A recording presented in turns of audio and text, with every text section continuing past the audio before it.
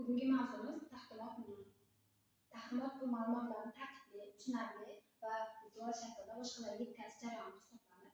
Ushbu taqdimotda ma'lumotlarni, ya'ni mavzuni mohiyati, turlari, maqsadi hamda afzalliklari haqida batafsil ma'lumot olib boriladi.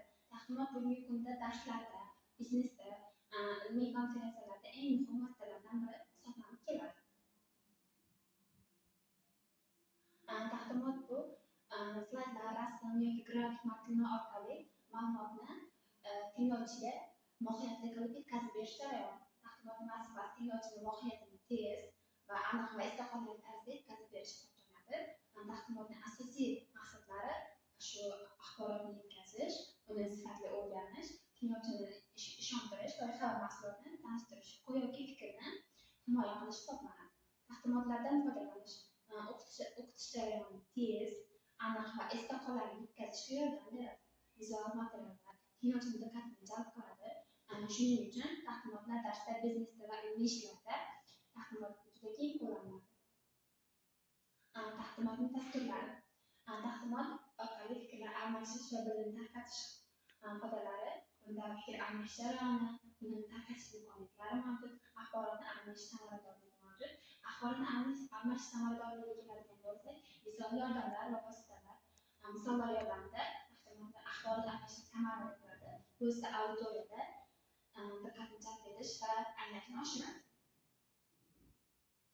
Taqdimot dasturi bu grafiklar, matnlar, audio yoki videolar kabi vizual ketma-ketligi orqali taqdimotni fikrlarni ishlab chiqish yoki ko'rsatishga yordam beradigan har qanday raqamli platforma.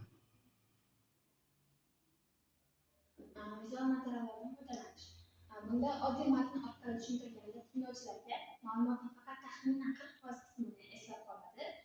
Slayd, rasm, grafik, misollar, ranglar bilan tushuntirganda esa ma'lumotning 85%ni 85%gacha qismi esda qoladigan bo'ladi. Bu esa vizual taqdimotning juda samarali ekanligini ko'rsatadi. Taqdimotlardan foydalanish o'qitish jarayonida axborotni tez, aniq va esda qolarli yetkazishga yordam beradi. Vizual materiallarda esa tinglovchining diqqatini jalb qiladi. Ushbu grafikda to'liq ko'rishingiz mumkinki, taqdimot oddiy matn bilan tushuntirilganda gacha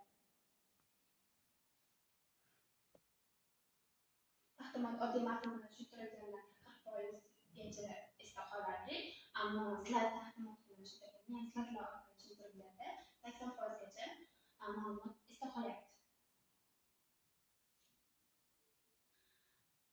Bunda taqdimotning afzalliklari va kamchiliklari. Taqdimotning afzalliklari bunda ma'lumotni tez va samarali yetkazadi, ammo buning kamchiligi bunga tayyorlash uchun vaqt talab qilinadi.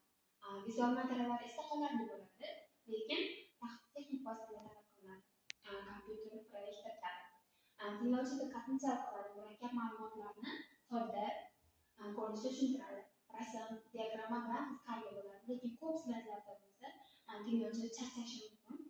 Ta'lim biznesi ilmiy sohada keng qo'llaniladi, lekin har kim ham bunda chiroyli dizayn tanlab nima qilolmaydi.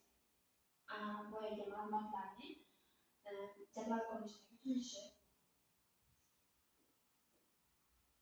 Ta'lim biznesi ilmiy sohada keng qo'llaniladi, lekin nutqi sust bo'lganlar uchun bu yo'nalish albatta qiyin kechadi. Taqdimotning ahamiyati. Bunda taqdimotning ahamiyati ma'lumotni tizimli yetkazishga yordam beradi. Ya'ni taqdimot murakkab mavzuni tartibli bosqichma-bosqich tushuntirishda yordam bersa, bunda albatta tinglovchiga to'liq ravishda yetkazib beramiz. Bu tinglovchining mavzuni osonroq qabul qilishiga yordam beradi. Vizual materiallar orqali o'rganishni kuchaytiradi. Rasm, diagramma, grafik va videolar orqali tinglovchining esda qolish foizini oshiradi. Shuning uchun taqdimotlar ta'lim jarayonida juda samarali foyda beradi. Nutq madaniyati va chiqish ko'nikmasini rivojlantiradi. Ya'ni bunda taqdimot qiluvchi shaxs auditoriya bilan ishlaganda erkin gapirishni, o'zining fikrini aniq bayon qila olishini o'rganadi. Bu kelajakdagi kasbiy faoliyat uchun juda muhim jarayon hisoblanadi. Auditoriya bilan interaktiv aloqa o'rnatadi. Savol-javob, ya'ni taqdimot orqali boyagi mavzu yozilib bo'lgandan so'ng tinglovchilar bilan multimedia misollar orqali, savol-javob orqali jarayonni yana faolroq qilishimiz mumkin. Bu esa o'qish samaradorligini oshiradi. Qaror qabul qilishda jarayon qo'llaniladi. biznes boshqaruvda, ta'limda, taqdimotda muhim rol o'ynaydi. Aniq va vizual ma'lumotlar asosida rahbar yoki jamoa to'g'ri qaror qabul qilishga yordam beradi. G'oya va loyihalarni samarali qilishga yordam beradi.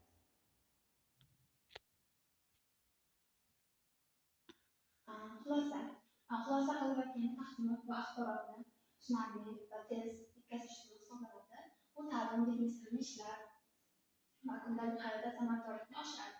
Yaxshi taqdimot, yaxshi tayyorgarlik, to'g'ri vizual material tanlashga bog'liq.